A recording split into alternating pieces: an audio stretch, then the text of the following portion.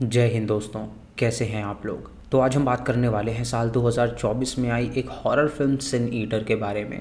दोस्तों, इस फिल्म की कहानी काफ़ी अच्छी है और इसका कॉन्सेप्ट बहुत ज़्यादा अलग है, जो कि आपको बेहद पसंद आने वाला है। तो आप इस वीडियो को अंत तक ज़रूर देखिएगा। फिल्म की स्टार्टिंग में हमें रिक नाम का एक बंदा दिखाया जाता है, जो कि अपनी माँ के लिए खाना और दवाई तैयार कर रहा था, क्योंकि उसकी माँ बूढ़ी हो गई थी और वो बहुत ज़्यादा बीमार भी रहती थी। रिक जब उनके लिए खाना लेकर जाता है तो देखता है कि उसकी माँ के एक हाथ में क्रॉस है और दूसरे हाथ में उसने गन पकड़ी हुई है। वो ईश्वर से कहती है कि वो उसके पापों के लिए उसे माफ़ कर दे और उसके बाद वो कुछ प्रेयर्स करने लगती है। रिक जब ये देखता है तो वो उससे पूछता है कि आखिर वो क्या कर रही है, लेकिन वो उसे कोई भी जवाब नहीं देती और वो प्रेयर्स कंटिन्यू रखती है। और प्रेयर्स ख़त्म होने के बाद वो अपने आप को शूट करके अपनी जान दे देती है। ये देखकर रिक हैरान हो जाता है और उसे बहुत ज़्यादा सदमा लगता है, क्योंकि उसके सामने ही उसकी माँ ने खुद को मार डाला था। उसके बाद हमें कुछ साल बाद की कहानी दिखाई जाती है, जहाँ पर रिक एक किराए के घर पे रहता था और वो वहाँ पर अपने दोस्त जेरमी के साथ रहा करता था। अब सुबह हो गई थी, इसीलिए जेरमी काम पे चला गया था, लेकिन वो काम पे जाने से लेट हो गया था। इसीलिए वो तुरंत उठता है और कपड़े पहन के निकल जाता है काम पे जाने के लिए। वो ट्रेन पकड़ता है और अपने काम पर पहुंचता है, जहां पर वो देखता है कि उसका जो काम है वो बहुत बड़े बंगले में है। जब उस बंगले में पहुंचता है तो उसका ठेकेदार उससे कहता है कि उन्हें अब लेबर की ज़रूरत नहीं है, क्योंकि वो लेट आया है और उसने किसी और को काम पे रख लिया है। वो उससे कहता है कि आइंदा ऐसी गलती नहीं होगी तो वो उसे काम पर रख ले, क्योंकि उसे पैसों की बहुत ज़्यादा ज़रूरत है। ये सुन के उसका ठेकेदार उसकी बात मान लेता है और उसे काम पर रख लेता है, लेकिन वो उससे कहता है कि अगर वो दोबारा लेट हुआ तो वो उसे काम से निकाल देगा। उसका दोस्त जेरेमी भी वहाँ पर मौजूद होता है, जो कि उसके साथ काम करता है। और जब रिक मिट्टी को ले जा रहा होता है तो अचानक से उसके पेट पे चोट लग जाती है, जैसे कि उसका छोटा सा कट लग जाता है और खून निकलने लगता है। ये देखकर वो पास ही खड़ी लेडी से कहता है कि उसे चोट लग गई है, तो अगर बंगले के अंदर फर्स्ट एड है तो वो उसे ला कर दे दे। ये सुन के वो लेडी उसकी मदद करने के लिए तैयार हो जाती है और वो उसे अंदर वॉशरूम में ले जाती है और वहाँ पे फर्स्ट एड देती है, जहाँ पर रिक अपनी पट्टी करता है और उसके बाद वो वहाँ से जाने लगता है। लेकिन वो रास्ता भूल जाता है, क्योंकि वो बंगला बहुत ज़्यादा बड़ा था। तभी अचानक उसे एक रूम नज़र आता है, जो कि वहाँ के मालिक का था, और उस रूम में कुछ पैसे पड़े थे, तो वो उन पैसों को चुराने के लिए जाता है। लेकिन उसे ये नहीं पता था कि उसका मालिक वहीं पे मौजूद है। उस घर के मालिक का नाम जॉर्ज होता है, जो कि अकेले ही कमरे में रहा करता था। वो उससे कहता है कि वो उसके पास बैठे उसे कुछ बात करनी है। रिक जब वहाँ पर बैठता है तो वो उससे पूछता है कि आखिर वो पैसे क्यों चुरा रहा था। तो रिक उससे कहता है कि उसे ज़रूरत है इन पैसों की, क्योंकि उसे अपने मकान मालिक को ये पैसे देने हैं और उसकी सैलरी आते ही वो उसे सारे पैसे चुका देगा।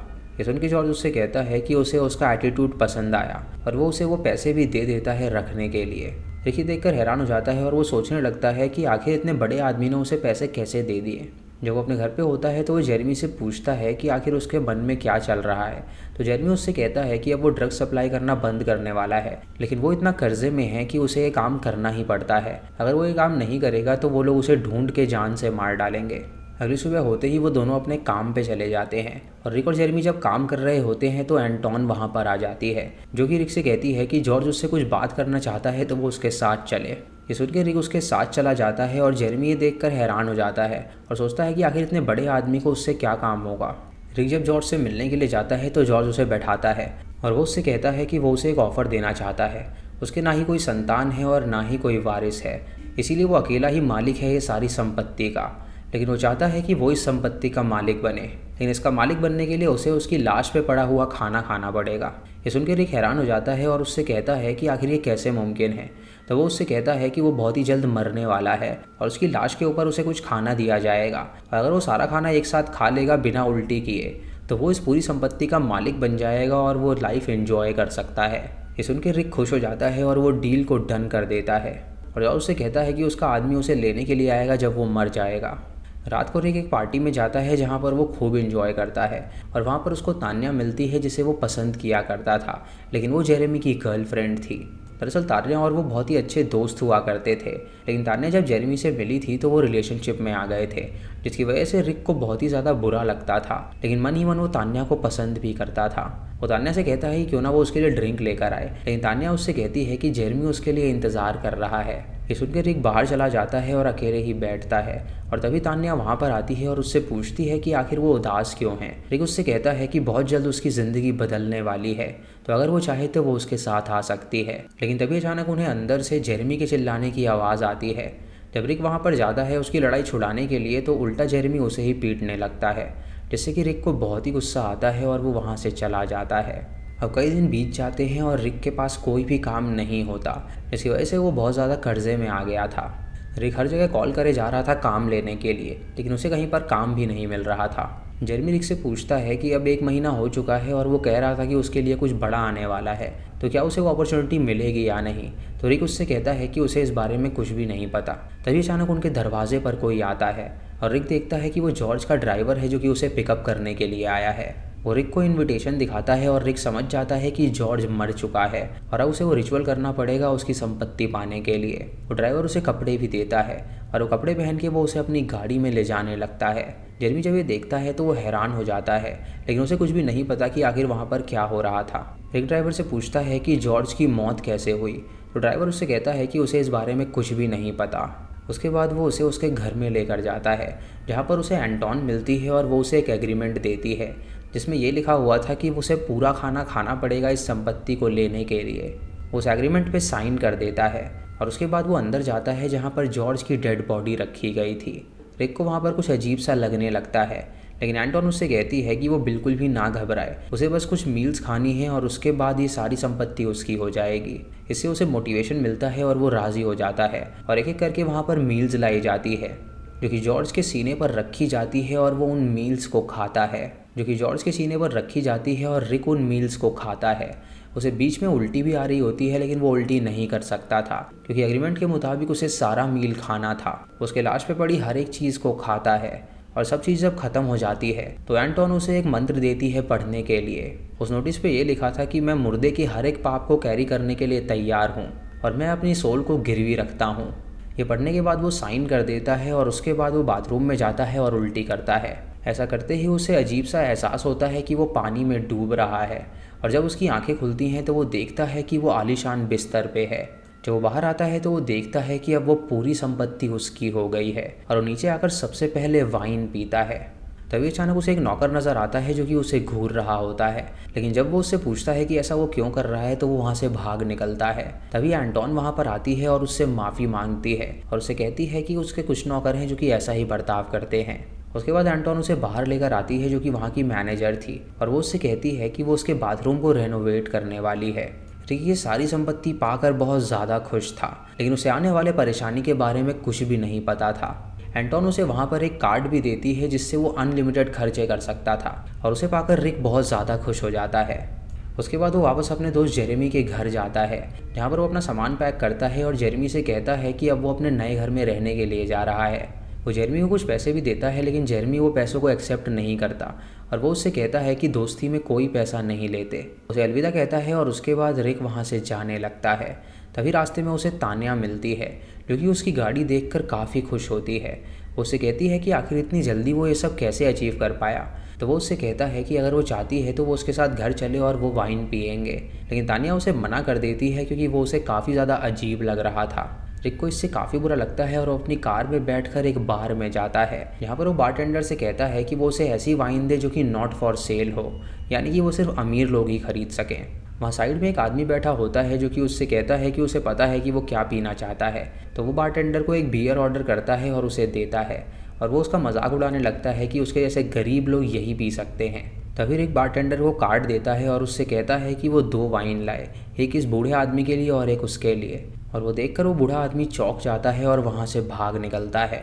रिक उस वाइन को लेके घर पहुँचता है और वो खूब दारू पीता है, लेकिन तभी अचानक उसे एक लेडी नज़र आती है जो कि खून से लथपथ होती है। वो लेडी उसके पास आके उसका गला दबाने लगती है और उससे पूछती है कि आखिर उसने उसको क्यों मारा। ये देखकर रिक हैरान हो जाता है और वो तुरंत होश में आता है और वो देखता है कि उसके आसपास कोई भी नहीं है। एंटोन जब वहाँ पर आती है तो वो उसे संभालती है और रिक उससे पूछता है कि उसने उसके खाने में क्या मिलाया था।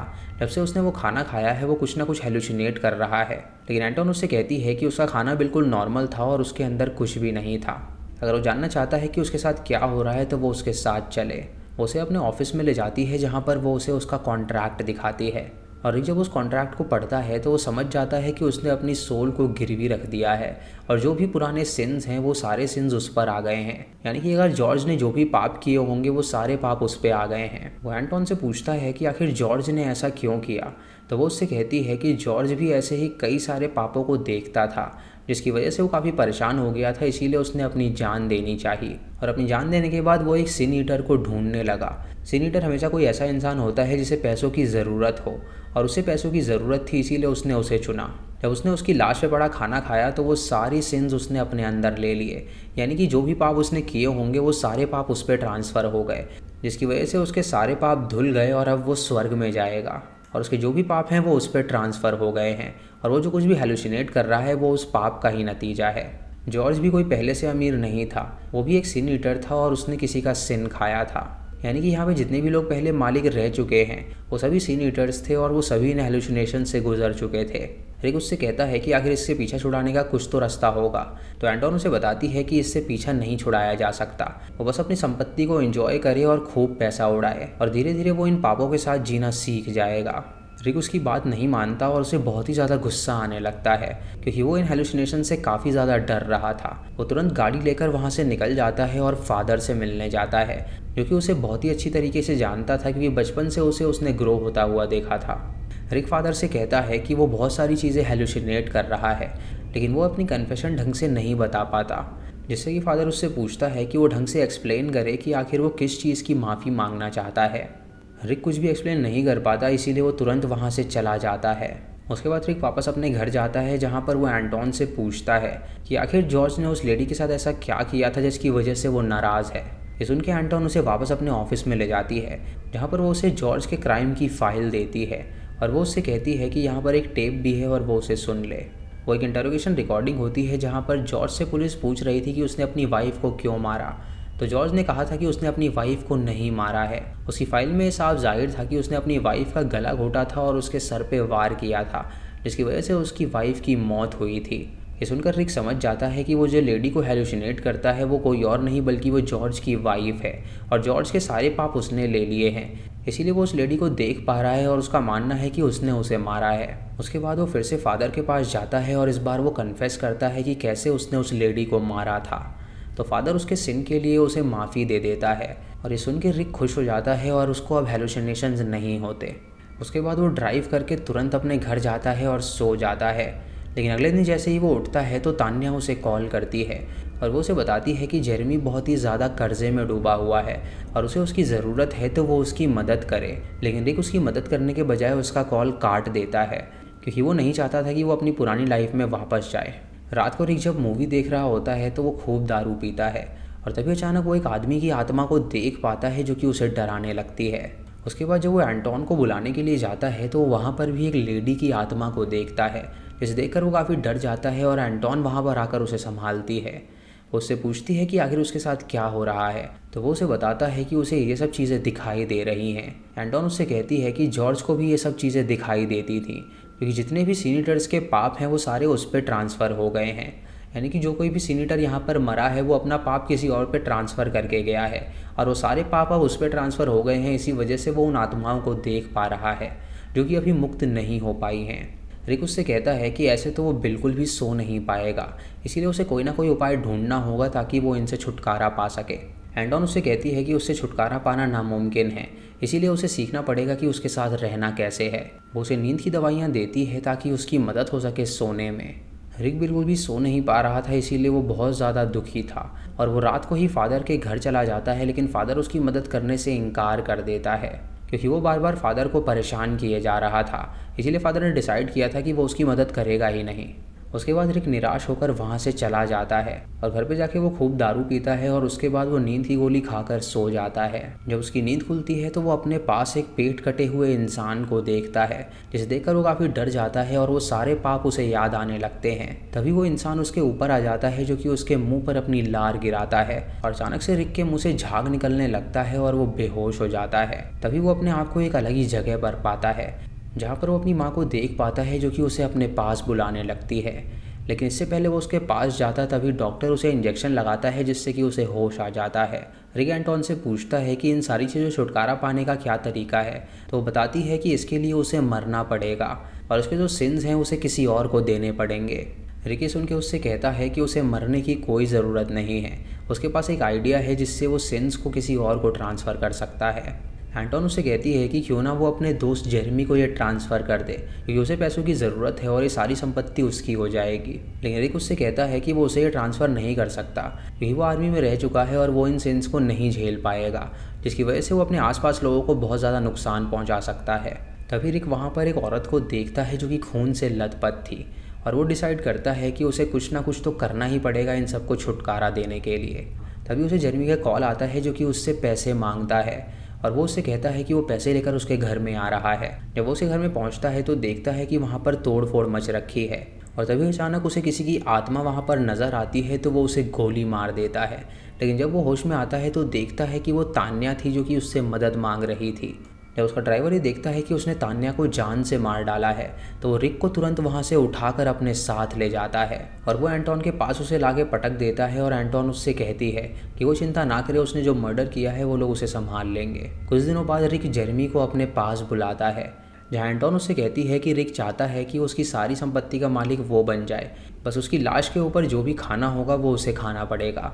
जेरेमी रिक को बताता है कि तान्या को उन लोगों ने मार डाला है, बल्कि उन लोगों को कहा था कि वो कर्जा चुका देगा, लेकिन उन लोगों ने तान्या को ढूंढ के उसे मार डाला। अब जेरेमी को ये नहीं पता था कि तान्या को मारने वाला रिक ही है। उसे लग रहा था कि जिससे उसने कर्जा लिया था उन लोगों ने उसे मारा है। जेरेमी बहुत सोचता है और वो ये काम करने के लिए तैयार हो जाता है, क्योंकि उसे पैसों की बहुत ज़्यादा नीड थी। अब रिक ने यहाँ पर एक तरकीब लगाई थी जैसे कि वो मरे भी ना और उसके सारे पाप जेरेमी पे ट्रांसफ़र हो जाएं। उसने डॉक्टर को बुलाकर उसको डीप स्लीप में डालने के लिए कहा था, ताकि उसकी सांसें कुछ मिनट के लिए बंद हो जाएं और ऐसा लगे कि वो मर गया है। और उतने टाइम में जेरेमी को खाना खाना पड़ेगा ताकि वो सारे पाप उस पर ट्रांसफ़र हो जाएँ। डॉक्टर उसे इंजेक्शन लगाता है और वो तुरंत बेहोश हो जाता है, और जब कुछ टाइम के लिए उसकी सांसें बंद होती हैं तो वो अपने आप को सिंस वाली जगह पर पाता है, जहाँ पर वो सारे पापों को देख पाता है। और वहाँ पर उसे तान्या भी मिलती है, जिसके आगे वो रोने लगता है और उसे कहता है कि उसने उसे जानबूझ के नहीं मारा था। तभी वो सारी बॉडी उसे पकड़ लेती हैं और खींचने लगती हैं, लेकिन उसकी माँ वहाँ पर आती है और उसे वहाँ से बचा कर ले जाती है। जब उसकी आंखें खुलती हैं तो वो देखता है कि वो अभी ज़िंदा है, और एंटोन उसके सामने बैठी होती है, जो कि उससे कहती है कि उसके दोस्त जेरेमी ने सारा खाना खा लिया है और अब वो सारी संपत्ति का मालिक बन गया है। वो रिक से ये भी कहती है कि उसकी ये तरकीब काम कर गई है, जिसकी वजह से वो ज़िंदा भी है और उसके सारे सिंस किसी और पे ट्रांसफ़र हो गए हैं। उसके बाद हमें 6 महीने बाद की कहानी दिखाई जाती है, जहाँ पर हम रिक को देखते हैं जो कि मजदूरी का काम कर रहा होता है। इस रैंटॉन ग्रेवयार्ड में होती है, जहाँ पर एक बुक होती है और उस बुक के अंदर वो रिक के नीचे जेरेमी का नाम लिखती है, यानी कि वो रिकॉर्ड होता है कि कौन कौन सिन ईटर रह चुका है। रिक अब सिन से पूरी तरह मुक्त था, जिसकी वजह से वो अच्छी लाइफ जी रहा था, और जेरेमी के ऊपर जो सिंस थे उसकी वजह से वो आत्माओं को देख पा रहा था और वो बहुत ही ज़्यादा डरा हुआ रहता था। लास्ट सीन में हम रिक को देखते हैं जो कि एक पाप से छुटकारा नहीं पाया था। जब उसने तान्या को मारा था तो वो बहुत ही बड़ा पाप किया था, और हम तान्या को उसके साइड में बैठा हुआ देख पाते हैं, क्योंकि ये दर्शाता है कि उसका एक पाप उसके साथ ही रह गया और वो इसी पछतावे में अपनी आगे की ज़िंदगी बिता रहा है। इसी के साथ ये मूवी यहीं पर ख़त्म हो जाती है। तो दोस्तों, ये थी इस फिल्म की कहानी, जिसका कॉन्सेप्ट बहुत ज़्यादा अलग है।